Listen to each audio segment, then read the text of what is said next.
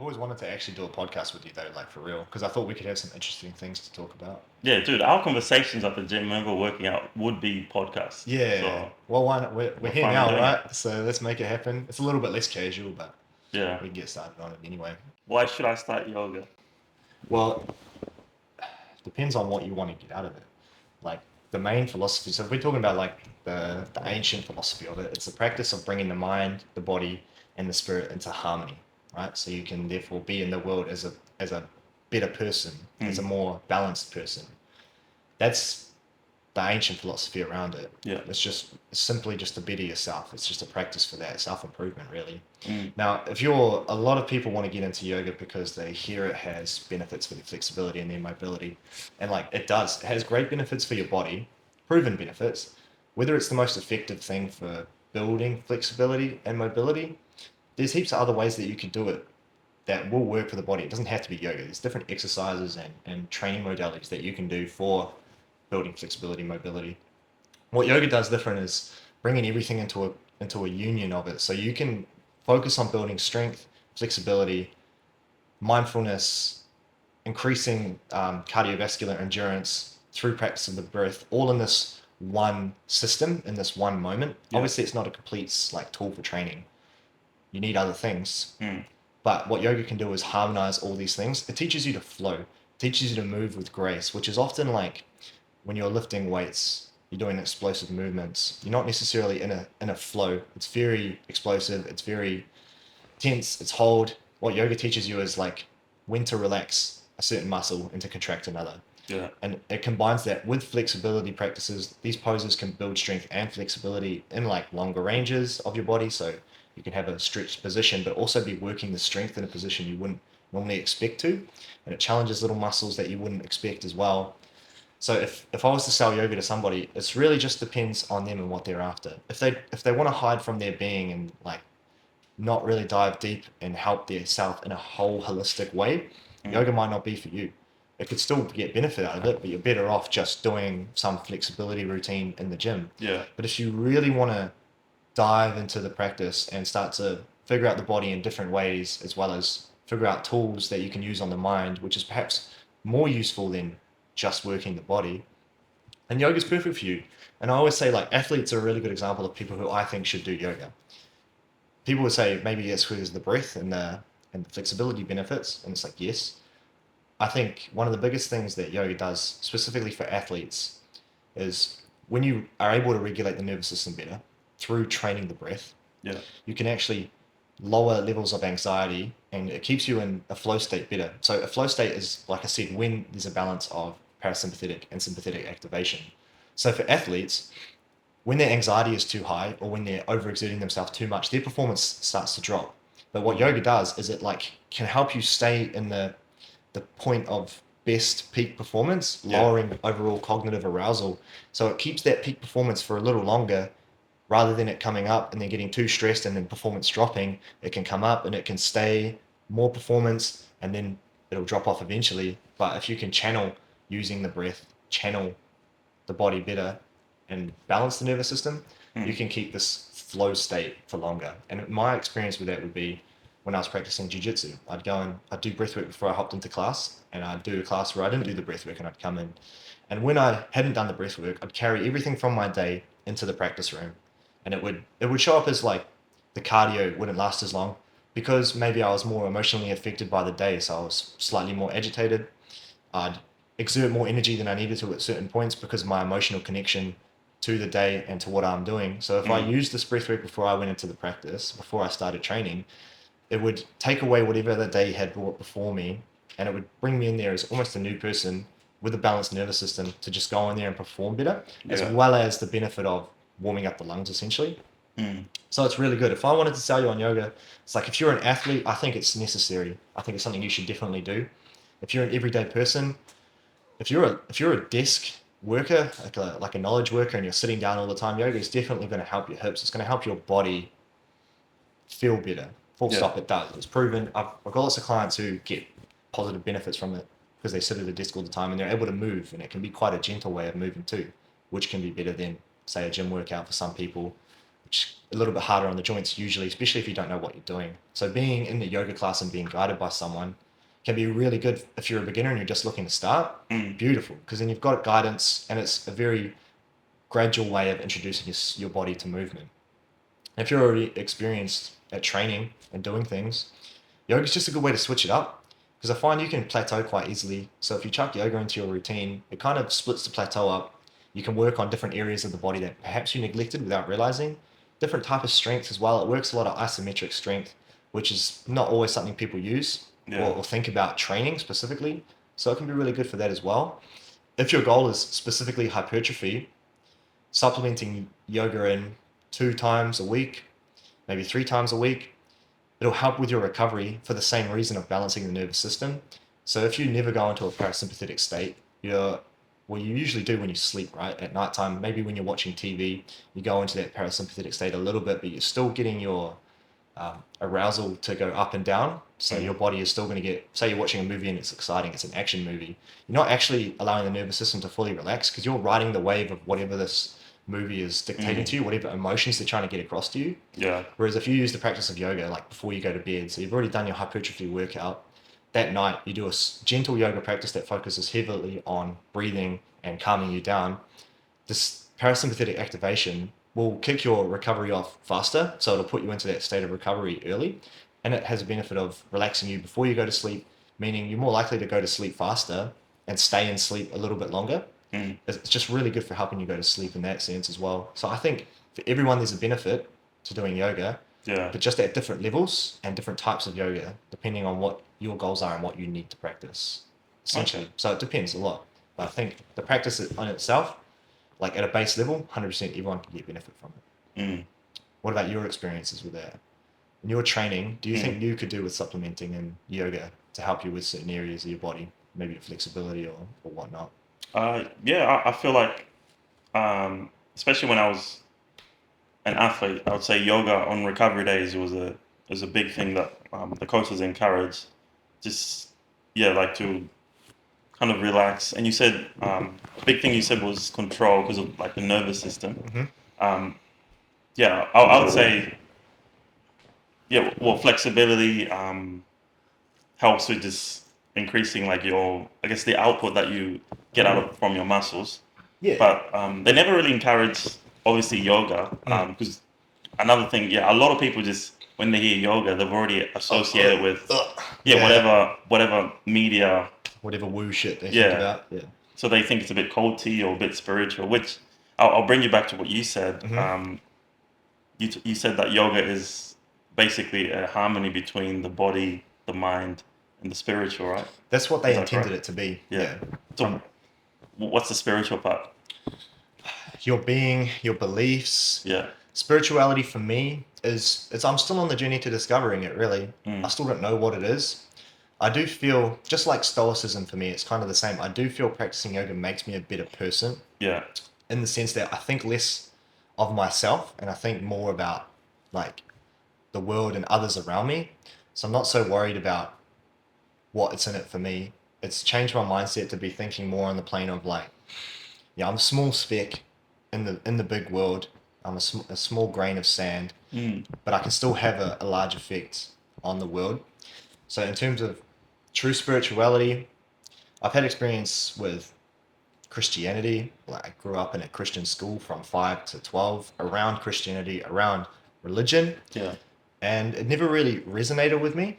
I don't know why. Maybe it's because I was forced into the environment. But I found yoga, and there's something about it that kind of just seemed to ease me into the idea of there being more to life than it seems at first glance. Yeah.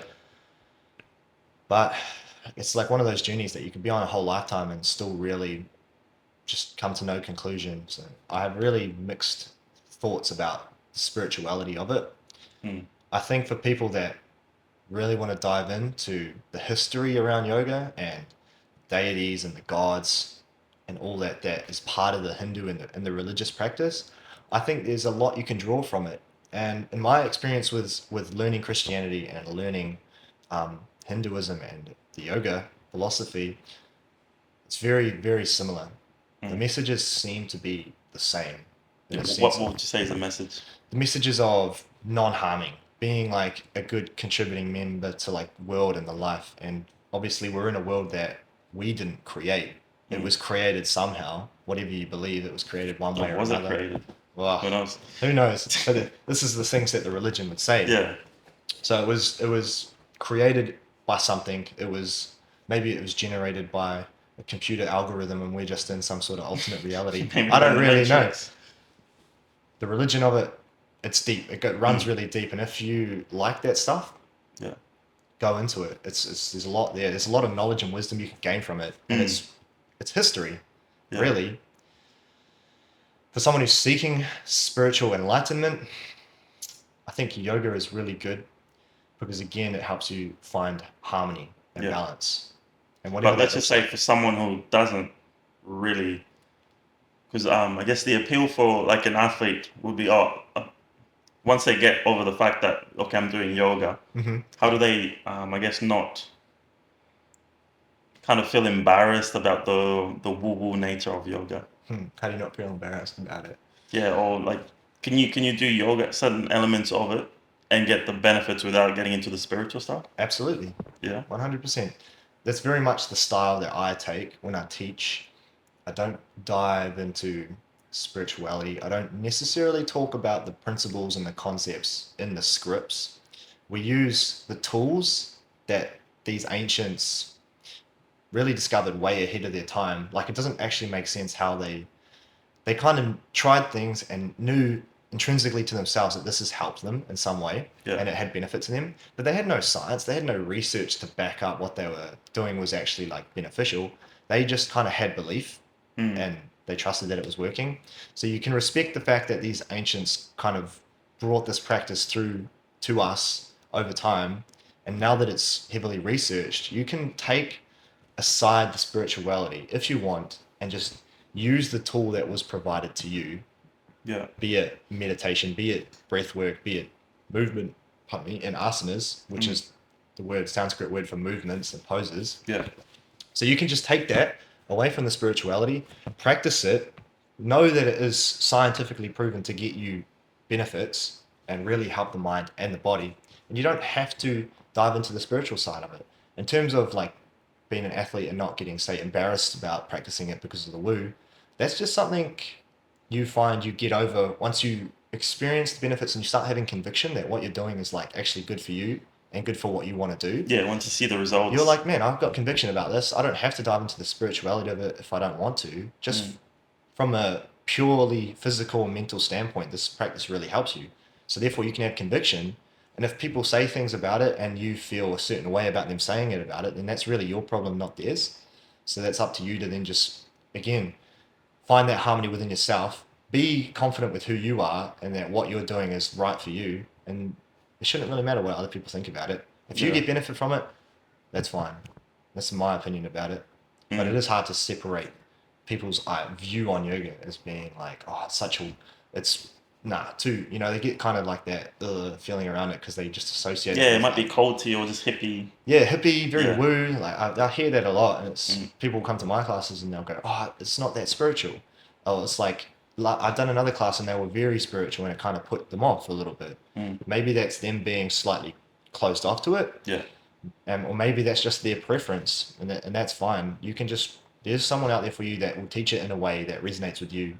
So you just got to find that person, try it out, be open minded. You don't have to exactly believe everything you're told about it, as long as you know and you're presented with the research as to why what you're doing is actually good, and that you know that the person who's teaching it to you understands why it's good for you from a research proven standpoint. There should be no problem with it, in my opinion. Yeah. What do you think? Well, I was gonna say with what you were saying about the ancients and how they almost packaged yoga as a religion back then. I feel like just from my research of religion, Oh yeah, you'd know a lot about that. I've had multiple Christians come up to me now and try and convert me to Christianity and tell me like I'm literally worshipping the devil, practicing yoga, yeah, and I'm thinking like, man, for the most part, it's not that deep, bro. Like, yeah, yoga is not the philosophy of yoga, which you would tell me. It's just all about like mindfulness and yeah, well, I mean, it is like it is a religious practice. Like, goes back to like Hinduism and stuff. So they do like have gods so that kind of represent things. It's Mm. kind of like polytheism. Is that the term? Polytheism. Is that where you believe in Multiple gods? gods. It's Yeah. kind of that sort of religion. Mm. But Christianity, obviously, is just God, and they kind of see polytheists as, well, it seems to be devil worshippers at this point, really, some of them. Because I Yeah. found that really interesting. Yeah, I had one literally tell me, like, doing the poses is like summoning a demon, pretty much. And they were Christian? A Christian, yeah. Yeah. I was like, oh, interesting.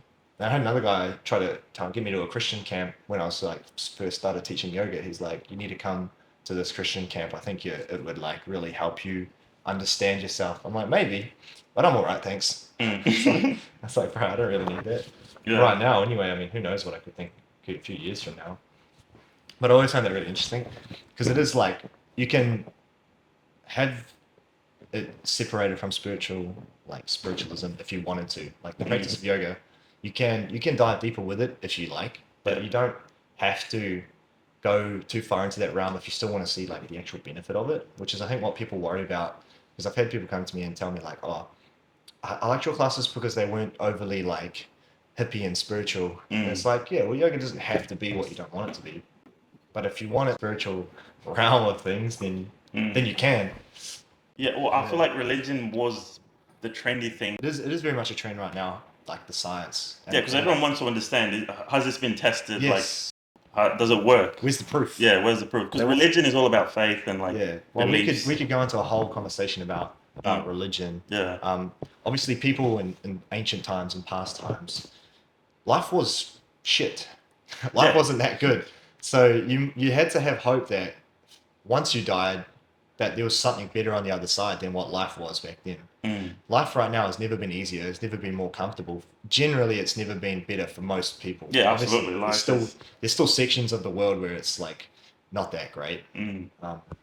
But back then, it's majority of people lived a very bad, poor life. Yeah, And life so expectancy was like 30. it makes sense You for made- religion to be at the forefront there, teaching people like to have hope that life can get better after this, and you can just and teach them to make most of the life they have through ways that are in their power, Mm. through like the tools they use, like gratitude and things like that. For example, it's like hard to be grateful for life when you're starving. You know what I mean? Yeah. But if you had something to at least think about being grateful for, that's at least a tool, something that you can then focus on that's a positive. And I feel like that's what a lot of religions try to do is align you to focus on the positives and what you can do positively in the world. Because man, we'd be running an absolute muck if there were no rules. So I think Yeah. early on, religion was just like a rule set that was helpful for people, and that honestly, I think for the majority of it, it made people better. Yeah. But it also I think you go down every rabbit hole, every religion is like a sect of it that's going to be like radical and Yeah, a bit extreme. But yeah, no, it can get really weird, especially if they come into a room and you're sitting in a circle chanting. They're going to be like, "Whoa, this is weird, beyond my comfort zone here." But if you really think about it as like from a physiological standpoint, like what's this actually doing for the body and the mind? Mm. Like I'm pretty sure, don't quote me, but there has to be like some specific research around frequencies and how it affects the mind and the body. So like you are just creating a vibration frequency to yourself. Like depending on how much you believe in that sort of stuff, I definitely feel a benefit from it. Yeah. Have you experienced any of that stuff before? Sound healing, or you ever dived into that part of anything? No, I'm not. Never heard of the sound healing? Sound healing, no. Yeah, that's interesting. I mean, I've done a bit of research into like hypnosis. I know it works for some. Yeah, it works for people who are struggling with like depression and.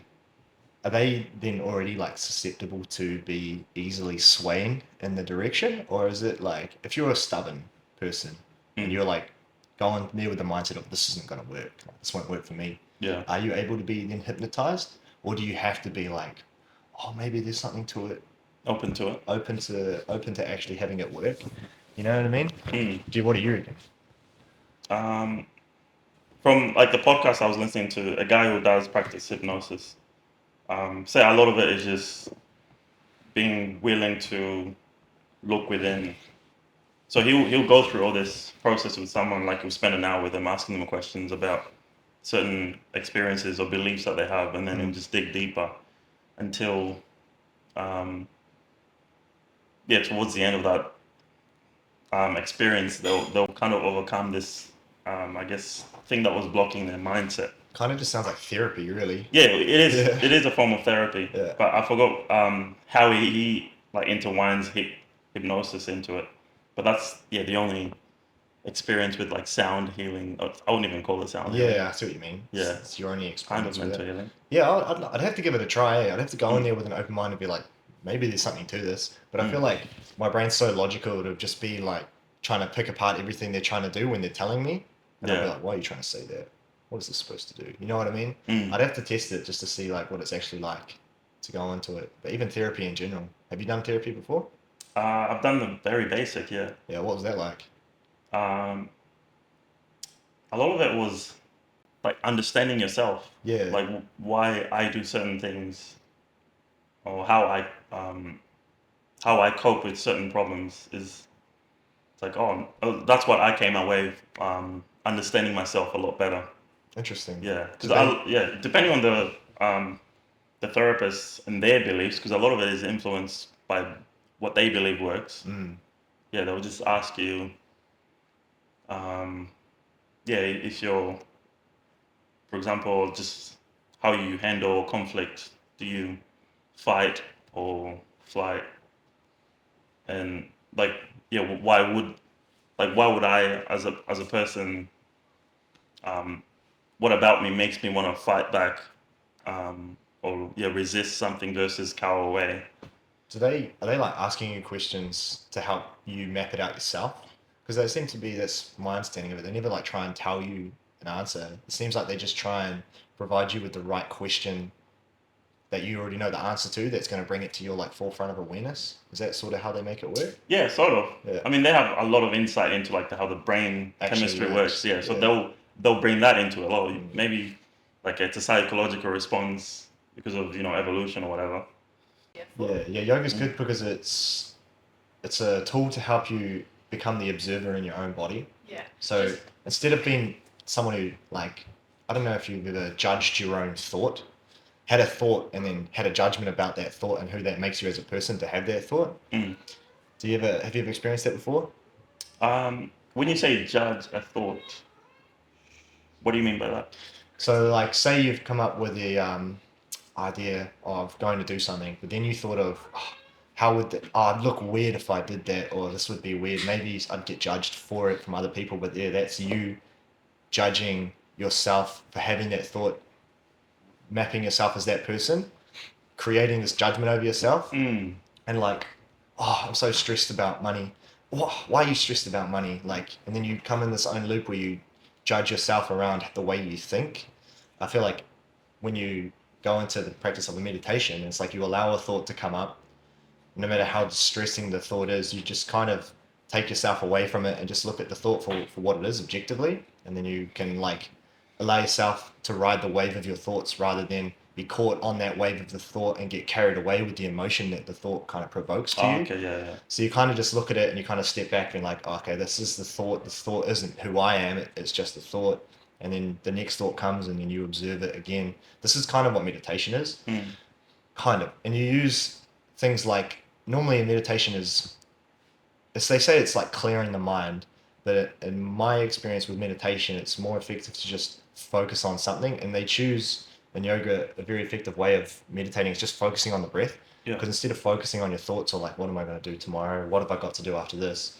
You kind of can just sit there and go in, out, focus on the breath. And it's like such a simple thing that trains your focus on that one spot. And then you're no longer worrying about what's going on in the outside. You're just sitting there thinking about the breath, maybe even counting in numbers the inhale and the exhale. And that is what's giving you something to focus on, which is a meditation, Mm. rather than just completely having an empty mind.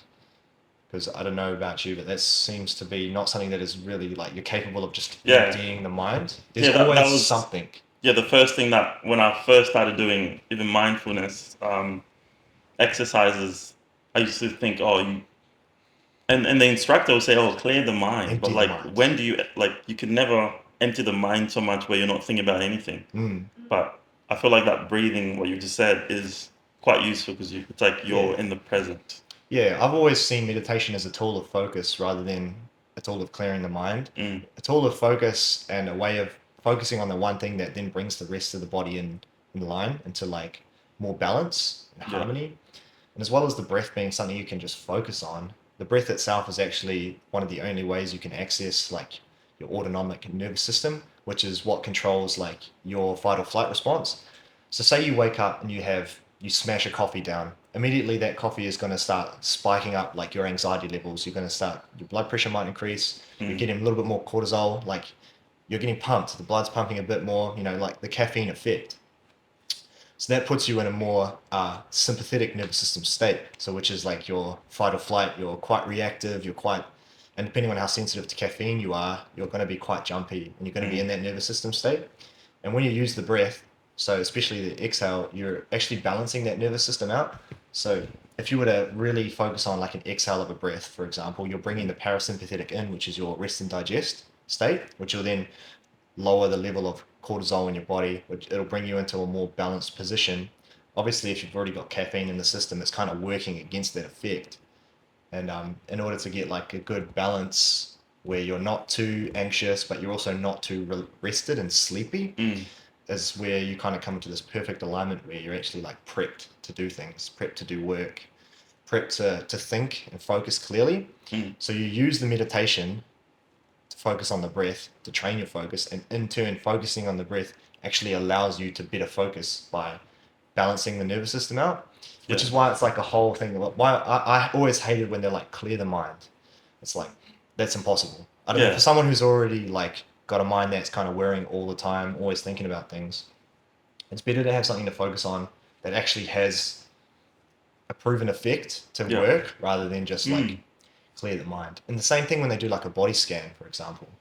It's like if I was to tell you now, think of your right shoulder, and you could just sit there and think of your right shoulder, and it's kind of a distraction for the brain, but it's one point of focus to think on, Yeah. and it's internal. So it's focusing on the breath, focusing on a feeling in the body, focusing on an area in the body, bringing your awareness into yourself rather than into the world around you and outside, which is often what jacks you up and makes you feel anxious, makes you Mm. feel sad, because you're thinking about the world around you and Yeah. all that jazz. You into stoicism? Yeah, I've looked into it a bit. Yeah, Stoic is just almost it's linked to mindfulness, right? Bringing it Very back to much. yoga. Yeah, very much so. A stoic, essentially, it's hard to explain essentially what stoicism is in one sentence, but my best attempt at explaining stoicism would be the practice of you choose how you react to what happens to you. So it's always in your choice, it's always in your power to Mm. react to circumstances. Mm. It's not about being emotionless. It's about realizing that this is a hard circumstance and it's a sad circumstance, but it doesn't have to make me sad. I'm Mm. allowing it to make me sad. It's still in your power to control how you view it. Yeah. You're So not not supposed to cut off your emotions and be this cold stone. It's just have sovereignty over your emotions, so not having to get control, carried away. not get carried away. Okay. And Yeah. yoga's the same. It's Mm. just teaching you the same thing. The only thing I found, Stoicism has tools that it provides, very stoic tools such as like journaling, writing down, reading is like, the Stoics were big on reading. Obviously, it's not necessarily just a Stoic practice, but they were quite big on journaling, Yeah. gratitude, and all these sorts of things. And those tools, combined with the yoga tools, I feel like a yoga tool, specifically meditation, is very effective and very tangible, and it can work like. This is why I think it's so great because they've literally given you a tool. Mm. It's like telling somebody, "Oh, you don't have to react to something." They're just like, "Oh, okay. Mm. How do I not react to that?" It's like yoga's just like instead of telling you you don't have to react, it's just like here's this tool, and it's like okay, you do the meditation, you focus on the breath, and through it, you realizing may not even realize immediately, but it's actually teaching you that lesson of not reacting. It's teaching you that lesson of like I have control. Yeah. It's Okay. giving you something to like here, take control over yourself. Use this tool. Yeah. It's Here it mostly is. about control rather than being numb to things. Yeah, absolutely. Yeah. You're still gonna feel things. You're still gonna. Because I was gonna ask about like when you're learning like acting, they stress I guess that you kind of have to become like a child because kids are their senses are very aware. So like if I feel like crying, I'm gonna cry, Mm, or if I find something funny, I'm just gonna laugh without that filter being there. mm-hmm. And would you say that that is basically what control is all about, right? Being aware of like, okay, now, oh, this is. So it doesn't always have to be about negative feelings. It could also be about positive feelings, right? Or, this that's really funny, or that's making me angry. Just recognizing what your feelings are, Hmm. and then deciding whether or not to give way to them, kind of Yeah, thing. absolutely. Yeah, recognizing like you're not the emotion that you're experiencing. So Mm, it's like this is maybe someone cut you off on the way to work. And if you're already like in a hurry, you're already left late, you didn't pack your lunch, whatever, you're already in a tiff when you're driving and someone cut you off, it'd be very easy to be super reactive and, flip them off, do whatever because you're just annoyed at them. mm, Essentially, when you start to dive into the practice more and you start to gain like tools that enable you to regulate that sort of emotion, that person can cut you off. You can still feel that slight bit yeah, of that initial rage, anger outcome. but you don't have to react. And telling people Mm, it's like, oh, you don't have to react to that. They're like, so like what? Like who cares? mm, But they don't really know how. yeah, Sometimes they're just like they feel the emotion, they spit it out. They don't have that ability to just like control it. disconnect from it. Just be Yeah, like, the emotion's there. I do not have to let this emotion dictate my action. yeah, I can still act in a way that is reasonable without, even though I'm experiencing this emotion. And mm, I feel like yoga just has that tool that gives you that, like through the breath, through the meditation, whatever. You can just say, like, same for the positive things. It's like you feel something gives you joy, you can like express the joy openly. mm, Or something makes you laugh, instead of trying to stifle your laugh, just be like, that was funny, embrace that was funny, and just show that you find it funny. You don't have to like hide what you think about it. mm, On a positive standpoint, like if someone tells a joke, maybe you're embarrassed about your laugh or something. If you got to the point where you're comfortable in your own skin and you're just like you're feeling this emotion, you can just let it out. yeah, And if you're angry and you know that it's not going to serve you by fucking punching a wall or flipping off the person who just cut you off, then you can again use that tool to say, no, I don't have to do that. I don't have to react that way. But you're never like gonna not experience the emotion, right? You can yeah, only do your best to regulate how you experience yeah. it. Where humans are emotional beings, like Yeah. it's yeah. I feel like yeah. What you said about control is a big thing, and I think a lot of people lack it. yeah. Yeah. So that will be the main takeaway from like I guess the mindfulness and stoicism is Yeah. just control. Stoicism is very much about just controlling how you respond. Mm, Not you can't control what happens, but you can always control how you respond to it. yeah. That's like Stoicism 101, realistically. That's Mm. that's the one thing I would say about it if I could sum it up. Okay. That's not necessarily my definition either. That's Ryan Holiday's definition. But if you read his stuff, it's pretty good. And I think you can tie Stoicism in with the yoga philosophy. And if you're into that, I feel like if you just love wisdom, if you love learning, and you see that learning is the pathway for you to understanding the world you live in a little bit better, Stoicism and yoga are two great tools that you can research into that I think just help you navigate the world a little bit easier. Yeah. It just gives you some little tools and you find enjoyment in things. I Mm. feel like learning wisdom for me is a big one. I really enjoy that. Learning wisdom. Learning about wisdom. Well, it's like how are these people saying things like 2,000 years ago, 3,000 years ago, however old they are, saying things that are still relevant today Yeah. in a world that's completely different. Well, what's your definition of wisdom? Would you? Wisdom is a timeless piece of knowledge, in my opinion. Yeah. So a knowledge that is evergreen. It's like you could say it once, or it says once, and it's still relevant. Like in a world where there was no internet or electricity, or we still they didn't have access to millions of people through a device that they pulled out of their pocket. They didn't have the same circumstances that we live in now. But some Mm. of the tools and the methods and the way they describe the world they live in and what they experienced are still extremely relevant to like how we live today. And Yeah. it's like, how did someone think of this 3,000 years ago? Because it's still so relevant. But Mm. it's like, because their understanding of the human condition, Yeah. essentially, that makes it all kind of match what we experience now. Some things just don't change, I guess. Yeah. Wisdom. Gaining wisdom is a cheat code, honestly, Yeah, because you can either learn from your own experience or just get it from someone else yeah, who's lived years ago, and this has been passed down. yeah. That'd be a hard life, if you just went through it making all the mistakes yourself. Yeah. It'd be a lot easier if you just learn from everyone else's mistakes Mm. and move forward that way. But in terms of like describing wisdom too, it's like if you love wisdom, you're a philosopher, right? Yeah. So I heard Alex Omozy break it down. And I think in Latin, the word philosopher means just lover of wisdom. Yeah. So philosophers are essentially just people who love wisdom, right? So if you love wisdom, you're essentially a philosopher. Whether or not like you have original thoughts about it is another thing, because it's pretty hard to have an original thought that wasn't said before in the same or a different way, Yeah. and that's fine.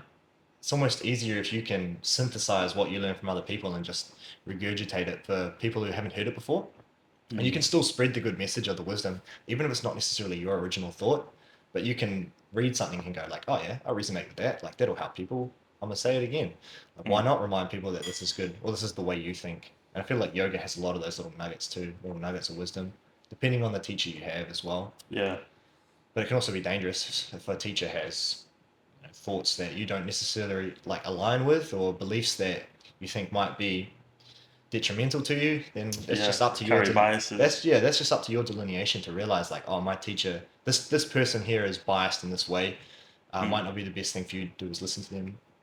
Mm. But that's again up to you who you want to listen to and all that sort of stuff. I think from an acting standpoint, that's very interesting what you just said though. You're told to be like a child again and like experience the emotions. How does Yeah. that like work? Like, So as a because kids don't really care. They have this carelessness or where they could literally chuck a tantrum in public. yeah, Like yeah. So yeah, that's really where a lot of the actors, acting teachers tell you to kind of go back to your inner child, mm, um, and also sharpening your senses because as an actor, we do have to give way to feelings. mm. So if your character needs to cry in that scene, you need to find a way to show them Oh, tears. yeah, that'd be Yeah. hard, eh? But this is where I think the yoga, what you've just told me about mindfulness, which was one of the reasons why I actually started doing mindful meditation was Mm, just recognizing feelings and then giving way to them. mm. Because you still have control, but in this case, you have to actually, I'm gonna open the gate for this one and let it go. yeah, Yeah. pretty much. That's what you do as an actor. Because otherwise, anything that you shoot would be boring if you're always trying to not show your feelings. Mm, Yeah. So yeah, as actors, your senses have to be the sharpest mm. they've ever been. And That's very much letting go of judgment as well, isn't it? Would you say? oh yeah, How it, did you find that when you first decided to go down the acting route? Were you worried about being judged? um, yes and no. Like the more you do it, the more comfortable you get. Mm, Like yeah, and as you go through as an actor, you learn certain like techniques or exercises of getting comfortable mm, when there's like 100 people around and you have to cry, for example. Or, yeah, so there's certain things like that where I feel like actors, like any art, as a musician, your instrument is the guitar that you play or the voice mm, that you sing or the trumpet, but actors use themselves as an instrument. So my face, my body, but they still have to view it as that. So if I'm playing a homeless man who's going through a rough time, I'm not Jaspe at that time. I'm this homeless man. You really gotta get out of yourself. So you transform by becoming this character that you are. mm, And I feel like that's where when someone is well, if someone has any judgment towards your performance, you're not Jasper right now. mm. Yeah, that's how actors do Oh, you can overcome just that. disconnect from it. It's like, You, oh, yeah, yeah, that's my alter ego. Yeah, yeah, yeah. that is literally the 101 of overcoming fears. Like this in this scene right now, if we're shooting a scene and I'm crying, for example, well, Mm, um, if I was breaking it down, because you have to do a lot of prep work. mm-hmm. So if I saw that I needed to cry, I would ask myself, will Jasper cry in this scene? If the answer is yes or no, if it's no, then I'm disassociating myself from this character. Mm. But I still need to cry. I'd imagine it would take a lot of work, especially if you're a method actor, to actually kind of remember who you are after you dive into a character. Do you think there's a problem with people that they kind of lose themselves in the role? Bro, you want to talk about method actors and taking things too far? Yeah. Well, there's just so many cases of actors. The most famous one is like, for example, Heath Ledger in The Joker, right? Mm, To me, that's probably it's the greatest performance of an actor I've ever seen. mm, And because he almost wasn't acting. He almost was. it's Yeah. not almost, he was Joker. Yeah.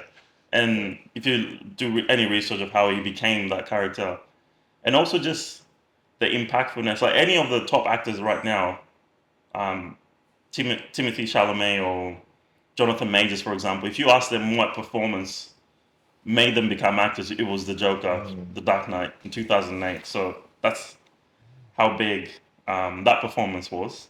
But like, yeah, method actors and taking things too far. I guess it's just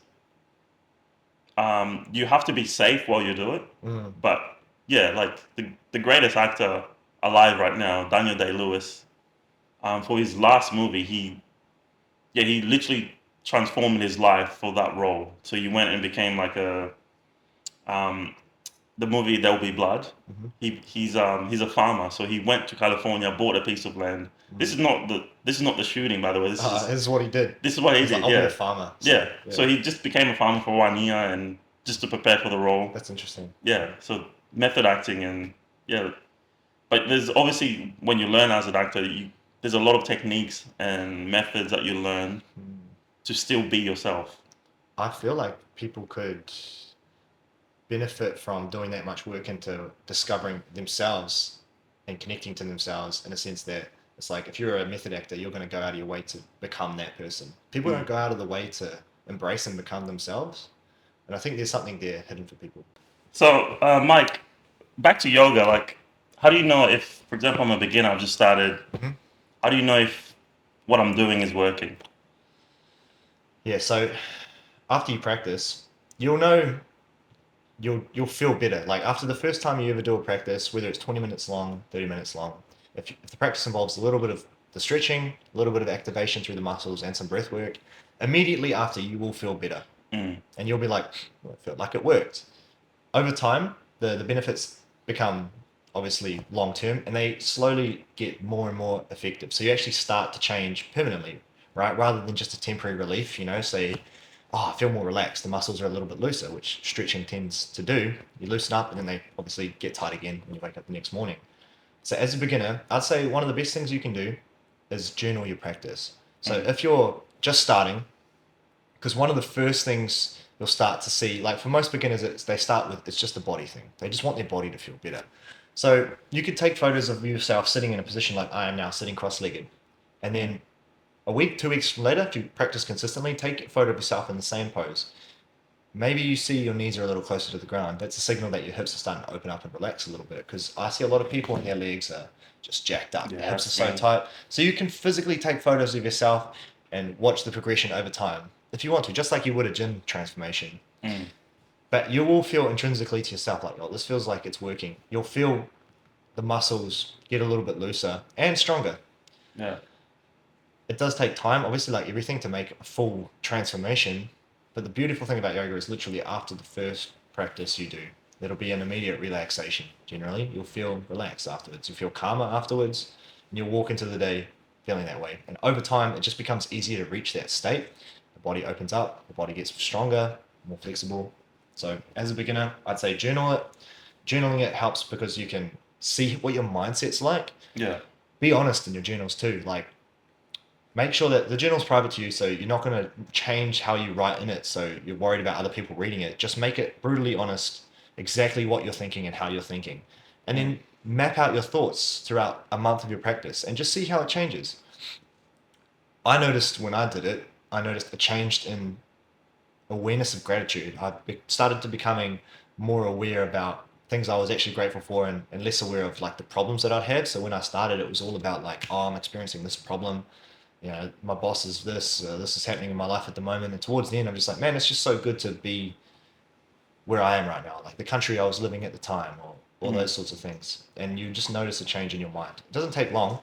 Obviously, if you want to see some life-changing benefits, that's time and consistency. Yeah. Life-changing as in you go from ultra tight hamstrings, super weak, complete and sedentary life to becoming like physically robust through the practice. Yeah. That's going to take longer. But immediately you'll know because you'll feel a benefit straight after the class. And if Mm. you give yourself a chance to map it slightly so you can have some visual proof, that's how you'll know the practice is working. Okay. Yeah. And I Mm. was gonna ask about basically comparing it. to, like, for example, two athletes, one that does practice yoga consistently Hmm. and another who doesn't, like, what benefits will the one who does have over the other one who doesn't? Well, I can say this. From my experience, I've done 3 jiu-jitsu competitions as white belt, so nothing serious, nothing crazy, but Mm, enough for me to feel like sensation of nerves.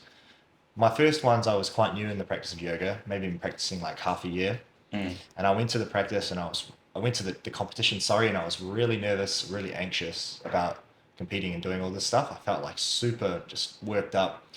You know, the sort of feelings you would get before you do an audition or before you're on the stage or there's mm, something with high stakes in front of you. yeah. So this was one way I really noticed it. Down the line, a year, 2 years, moved to Australia. I did another competition. Obviously, I was a little bit more experienced with my jiu-jitsu itself, Mm, but I had also dived a lot deeper into the practice of the breath work and how that's going to work for me. And I noticed the difference I had was I practiced 5 minutes of breathing before the competition, and my nerves had pretty much just like subsided. And I was very calm, unusually calm. I'm not normally that calm when I go to compete. I feel like the pressure of things, I get quite nervous before a competition. And I was comparing that to the other blue belt who was next to me, who had more jiu-jitsu experience, more competition experience, mm, but was really nervous. They were yeah. quite built up. They were quite anxious about this competition that they were coming into. And the only difference between us, obviously, he had more jiu-jitsu experience, but I had the yoga tool in my arsenal to again lower that nervous system activation. You could see he was quite up high in his sympathetic activation. He was quite fight or flight, Mm, very very anxious. anxious. And Yeah. I managed to calm that feeling. And being anxious is good because obviously you're going into a situation where it's, potentially life-threatening circumstances depending on Mm. what you're doing. It's like your body's reaction to Yeah, it, or right? even if you're just doing an acting audition, your body doesn't realize it's not life or death. It still gives you the same reaction Mm, through the nervous system. It still gives you those oh shit fight or flight response because mm, we're just cavemen who have been wired that way, right? So we live in a different world now. And I just noticed how much calmer I was able to get myself.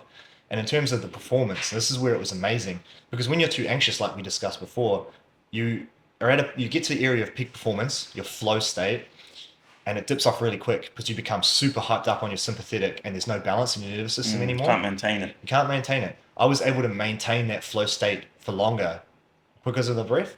Mm, And that really had a massive benefit for me. And in terms of the body itself as well, like you build a lot of flexibility to the point where depending on what your sport like asks of you from an athletic like perspective, flexibility can be a really good thing for avoiding injury as well as strength. So if you get put into a position, especially in jiu-jitsu, you get put into a position where your legs super extended. If you're not flexible, that muscle is gonna it's gonna get injured pretty easily. But if you're able to flex in that position and have the strength to remain there as well, yeah. you're not gonna have the higher chance of injury. And that's what I noticed in myself. Personally, I experienced through the yoga. But that was just kind of not even the main point. When I realized I could control how nervous I was before I competed, I was like, this is a superpower almost. Yeah. And you'll see people, for example, like the Gracie family. They're a big name. They're pretty much like the pioneers of modern jiu-jitsu, right? Yeah. They brought it mainstream through the UFC early days. They were big proponents of breath, especially before competitions. And they Mm, did it, breath exercises on the side of the mats because they knew that it had benefits for the nervous system and it helped you perform, helped you be calm. And think of it as strength training for the lungs as well. You're just waking the lungs up, you're getting some flow there, and you're able to just like take more breaths in. Over time, you build your CO2 tolerance, so you're yeah. not as getting as puffed as fast. It's just such a beneficial practice, and that's aside from like physically doing the class. That's just the breath and the meditation. Yeah. On top of the strength you build through poses and the flexibility, you're you're building a pretty robust body. So for athletes, not only doing yoga but supplementing it in with the other training, I think is just massively beneficial, especially if you're having to perform in some sort of competition or like a rugby match, NFL, whatever you do, I think it's beneficial. Yeah. And for acting, if you're about to go into an audition and maybe there's high stakes, maybe it's Mm, like, man, this is my one chance to get that big role that I've always been wanting. You're going to want to realize the stakes, but you already realize the stakes, but your mm, body is going to be super anxious for that. Using the breath to bring yourself down, not too much, you don't want to be too relaxed, but bring yourself down to that perfect balance point. It's going to be nothing but beneficial for you and able to like get your best performance out there. And yeah. I think such a useful tool for regulating that for athletes and high performers, especially, it's massive. And that's the bit. That's I can speak on my experience on that. Yeah, it will probably improve your performance because I've heard of stories of like just the UFC fighters. There's a bucket right before you exit your room because a lot of them just vomit Mm. because of their, I guess, anxiety. But what you just said, probably those who do work on their breath control and just lowering that anxiety, you'll help them kind of, as you said, stay in that flow state. Yeah, Mm. it helps keeping and maintain that area of peak performance, and Yeah, that's like scientifically proven. There's studies that have proved that. yeah. So it's not just speaking on my experience. There's also studies behind that, which we could probably link down in the description for anyone who wants to read those. Mm. But yeah, it's great stuff. Okay, I was going to ask more about the poses because you said, yeah, well, there's posing involved in yoga. Like, talk to me about that. Yeah, so the poses, or asanas, as they're called in Sanskrit. Asana. Sanskrit's the language that they wrote the Yoga Sutras on, and the Vedas, which Is is this like like an Oriental language? it's like an ancient Indian language. Yeah. I'm not sure the exact origin and the date that it was conceived, but that's Sanskrit. So asanas, or the poses, so they're physical postures that you put yourself in that are designed to increase mainly isometric strength and flexibility. Yeah. Now the asanas, as we know it, they're only around like 300 years old. The actual asanas, Yeah. the breath and the meditation, that's way older. But the Yeah. actual movement as we know it today isn't very old, and it comes from a lot of different modalities. Wrestling and dancing, I think, are just two that it's come from. Yeah. So with the asanas, each one has a different purpose. Mm. There's a lot of that work on a passive, say, stretched position, and there's a lot that work on a, say, stronger, more active position. And through accessing the asanas and combining the movements with the breath, so it's essentially what a vinyasa yoga is. If you hear vinyasa, that's all that's saying is each breath is cued via the movement. So we would often say inhale to plank, exhale to downward facing dog. Your breath is guiding you between the poses, so it's creating a flow. So you're going, those are two strength poses, right? Mm. When you practice them, you can expect to build strength, but it also helps with your like coordination, and it's almost becomes a dance, like a performance, because there's different poses that have different purposes, but certain ones link together really nicely, and you can build like this new pattern of movement for yourself Mm. that helps your body's gets used to being in these awkward positions. Because if you've not been in an awkward position before, the fascia, which is the connective tissue, isn't used to being there, so it tenses up, and your nervous system goes like, "This isn't regular. Act up, tense up. We shouldn't be here. This isn't safe." So over time, you practice these movements to like get out of the comfort zone that the body's used to, and it builds that again that robustness of your body. Mm. And the practice of just flowing between those movements itself is very meditative.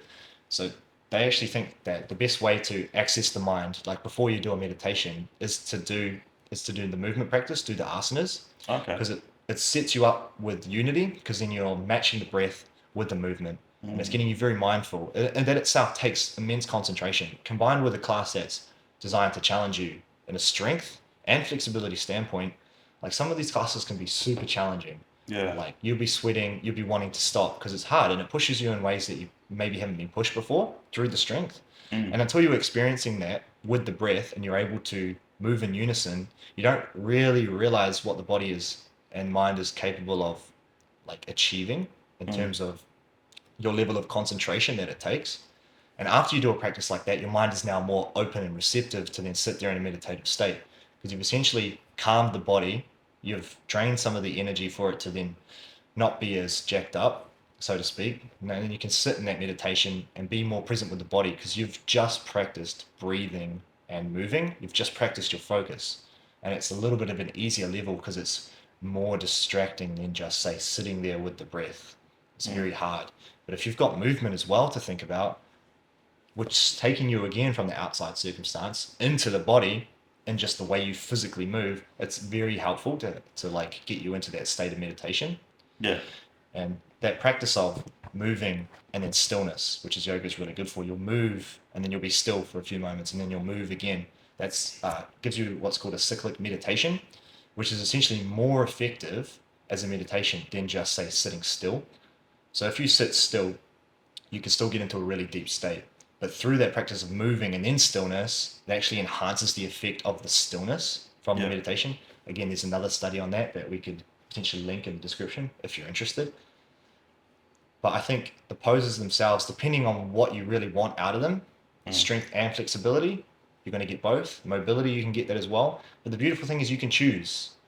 You can go to a class that specifies in whatever you want. If you want to work strength, it's very much calisthenic like strength poses. Yeah. And it's very hard. If you want to do flexibility, it's perfect for it as well. There's plenty of classes that focus just on getting the stretch and building active mobility. And you can do it with almost nothing. You just do it with a mat and your body. You don't need all these accessories. They're great if you have them, but if you don't have them, you don't need them. Yeah. That's why I think yoga is so great, because you only need just yourself and a ground. You can do that anywhere. Yeah. And with your, like, I guess your philosophy is tied in with the name of your yoga channel, I guess. How to Move. You guys are How to Move, yeah. Yep. So, like, talk to me about why you've named it How to Move, like the philosophy behind that, or is it just something that you thought was catchy? Well, yeah, we thought it was catchy. Yeah. It was also, it's very hard to think of a name for a yoga business, because you see heaps of them out there. They're like, oh, it could just be Mike Yoga. And it's like, well, that's cool, but how boring is that, you know? Yeah. So we thought How to Move is good, because obviously later on down the line, we don't want to just specify about yoga. We want to build a more holistic picture, because yoga in itself is great, but you need other things to have a complete, essential physical holistic practice, in our opinion. Yoga is great. It's a lot of pushing. There's no pulling. So you need things like, a great addition would be Olympic rings. So why we didn't want to say yoga, because later on down the line, we want to incorporate these other things as well. Yeah. And How to Move, we think it's just great, because essentially that's all we're teaching people to do. Yeah, I feel like you're improving their movements. Yeah, they come into a class, they may have not have done yoga before. It's like, here is how you move in a yoga class. You know? So we thought that was just quite fitting for the message we're trying to get across. Okay, that's pretty cool. Yeah, I think we have to get you into a class now, eh? Yeah, Experiencing these I'm due for a class, man. It's Yeah, finished. because the last time you had a class, it was just the stretching side, eh? Yeah, it was the stretching. There was some breathing as well. What did you think? Overall, it was good. I was still a bit stiff with my injury, obviously, so there was certain things I couldn't get too comfortable in. But yeah, I felt like a lot of the mindfulness and focusing on breathing, that was just a good escape. I felt quite like at peace when I was doing it. Well, you've got quite a high stakes active lifestyle. You know, you're quite a high achiever person as well. So I can definitely see the benefit of you just having that practice of stillness, like you say, just an escape. And just the calmness that comes from that. And you noticed that after the class, did you feel calmer? Yeah, absolutely. Yeah. Just forgot about everything for a bit. Yeah. You know. Yeah, it's good. You don't often get to do that, eh? You know, Not really, unless early. I try to structure my days to kind of be as quiet as possible early on, and then we'll build up slowly. Yeah, but to just have like an hour of just mindful meditation, I don't really. So that'll be good to get back into it. How could we then convince people that this is something they need to do? Because a lot of what we hear is people don't have an hour to invest in themselves. What would you say to someone who says they don't have an hour to invest in themselves? How would you get them to realize that this is something that is important to do from your perspective and how it helped you? Yeah, I feel like because most people, for example, go to the gym, they'll just spend weightlifting, right? But if you can kind of, as you're saying before, convince them that I guess fitness is a holistic thing rather than just muscle building. Unless I guess even the biggest bodybuilders out there still need that, I guess, mindfulness. Because when you were saying about the breathing and the movement and the connection between that, I was thinking of how sometimes I struggle to, in certain lifts, I'll struggle to just breathe through it. Because you can get extra reps out when you actually get the breathing and the movement connected. So yeah, an example that would be to appeal to fitness people, right? They go to the gym, they spend probably 90 minutes there. On their day off, they could try structuring some yoga or more mindfulness, like movement. So yeah, just adding a yoga class in there. Yeah, I'd say it is like an investment. It starts small. Over time, you could put the same investment in, but you're going to get a return on it. It's going to be a compounding vehicle in a sense. So obviously the first practice you put in, you're going to get results. They're going to be Yeah. smaller, but over time, this is the great thing about yoga. It has a dose response. So it's like a compounding vehicle. The more you invest in it, the more you actually get out of it later on down the line. Yeah. So as well as having like an acute now benefit, you're going to have a long lasting benefit later on that's just going to get stronger for you. Yeah. But it's hard to get people to think like it's worth investing their time into. Mm. I think what you said is true. Needing people to like realize if you have a day off, even if you just have 10 minutes, you can still have a positive effect on your body and give something to your body that is going to help you improve other aspects of what you enjoy training. Yeah. It'll be worthwhile investing in that, in my opinion. Yoga's But not going to take away.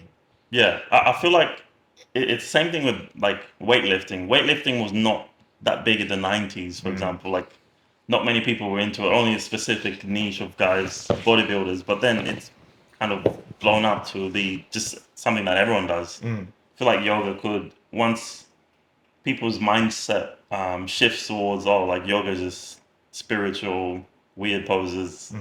that it- if people actually see the benefits of like being mindful and how it impacts their mental health, for example, more people will turn towards it as a solution, right? Yeah, well, like you said, it all comes back to proof, eh? Mm. I think for a lot of us, we just need the proof that it's not going to be a waste of time. Yeah. And with the science now, it's going that way. There's more proof than ever as to yoga being a good practice. Like even doctors and medical professionals are now using yoga as a tool to help people who have diabetes and all sorts of other chronic conditions because of just how much of a positive effect it actually has on your body. And people with anxiety and depression, you could take a pill and then another pill to help the side effects of that pill, and then another pill to help the side effects of that The pill. other pill, yeah. And then you can go down this rabbit hole of taking pills, or you could find something that's holistic, that has proven benefits, takes work Mm. to actually make it work, which is what people are scared of. When you've got a pill, you can just pop it and Yeah. it gives you this response, but it comes at a cost. So you've got to realize that every time you take a shortcut, it's going to come at a cost of something else. But if you're willing to put the work into doing yoga, it is going to help you with a lot of things. A lot of things. And mentally, I think, has some of the greatest benefits. And physically, and from flexibility and mobility wise, as long as you're choosing the right person to practice with and they have a good understanding of how the body works, the muscles work, and how to build flexibility and mobility as well, while incorporating the rest of the yoga philosophy and the breath, then you're set up for a really good foundation to work on. But you just got to make sure you choose the right people. Okay. Make sure your teacher knows what they're talking about. Yeah, so homework on the teacher Yeah. is a must. Someone wants to start practicing with you guys, like, where can they find you? Well, at the moment, we've got some exciting stuff coming down the pipeline. We're working on creating a big library of YouTube yoga content that you can view pretty much anywhere you like. So that's coming down for the future. If you're in the local area, Bethania or Yarrabilba, you can come practice with us at EMF or The Buzz. We do classes there on Friday. They're our little private classes, pretty exclusive, so try them out if you want to. However, stay in touch with us through our Instagram or our YouTube if you're looking at practicing online. And yeah, I can't wait for you to come to more of our in-person classes, Jaspe. That'll be really good, actually. Yeah, I know. I've been missing on some of the. You've been telling me about, like, especially the breathing one. I want to check that one out. The Yeah, breathing 100%. techniques. You need a. You're our guy for showing us like practicing our YouTube videos to see how good they are. So you're going to be our progress stick, so you can tell us how much we're improving. And Yeah. hopefully that you get to have like some benefit alongside that too. Like for your knee especially, I really think you'd benefit from like a practice that's not going to cause too much damage because you're already doing quite a lot of rehab for it. Yeah. So I'm thinking that yoga would be a good substitute to help you with all the other things that could be going on. Mm. But yeah, brother, appreciate your time. Yeah, no, thanks for the discussion. Easy, That was, bro. That was pretty good. Peace, guys.